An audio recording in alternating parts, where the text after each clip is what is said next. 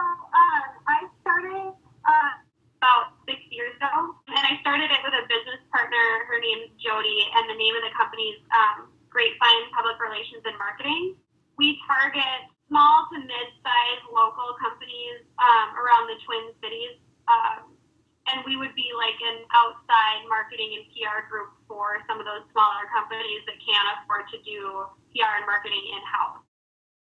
Right out of college, I worked for a smaller PR and marketing company that was down in Minneapolis, and that's where I met my business partner, Jody. The company we were working for closed, and we had clients there that still wanted the two of us to do work for them.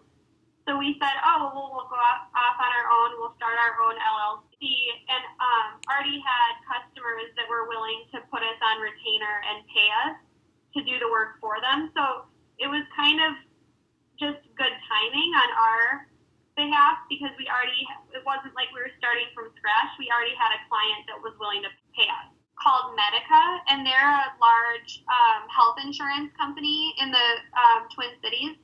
But they also have kind of a niche market where they insure a large majority of the labor and union members that work within the tri-state area, so Minnesota, Wisconsin, and Iowa. And so what we were tasked with doing, a lot of the projects that we worked on were basically marketing to this group of individuals. Basically, we would just come up with marketing ideas that would help engage the union members and help them be more engaged in their healthcare, and that's really what we were tasked to do. I started looking for new job opportunities because once the Obamacare, the Affordable Care Act, went into place, it really is changing the landscape of healthcare and insurance providers and how they provide that healthcare. And honestly, they've been cutting budgets left and right, and one of the budgets they cut is our budget, our bread and butter for the company. And so that's been the major source of hardship for our company because Medica was our main client, and we were making a lot of money doing work for them, and then they had to slash the budget in half. Our market is a little bit kind of in chaos right now because of what's going on The Obamacare? Obamacare. That's why you guys stopped it for now. Yeah, for now we're not doing work with Medica. Having the business change put a lot of strain and pressure on the partnership. So it's been a learning experience for sure. That's something that as we've gone on, we've had to bring other mentors in on a board of directors to help us start making decisions when we wouldn't agree on things. We work virtually, and we don't have an office. We both work from home. If we do need to meet, we tend to meet at like coffee shops and that kind of thing.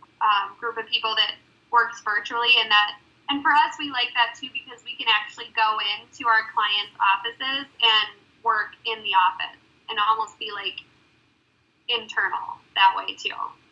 And so that means we don't have any overhead. So we're going to be a lot less expensive than like a RepP or an SB or some of the other companies because they have huge spaces downtown and a lot of other employees, and so their hourly rate in general is going to be much higher than ours. After interviewing Catherine, unfortunately her business is not working now because of the Obamacare. Catherine's unique business, the Grapevine Public Relations and Marketing, is not operating at the moment.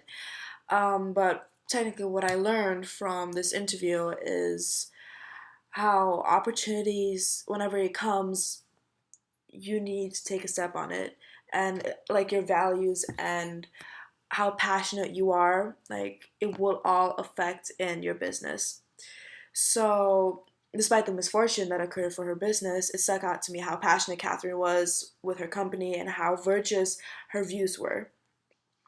And having a business and having Medicare as her main client, it not only made her business beneficial, but she made sure that everyone else was benefiting it more than just a mission for her.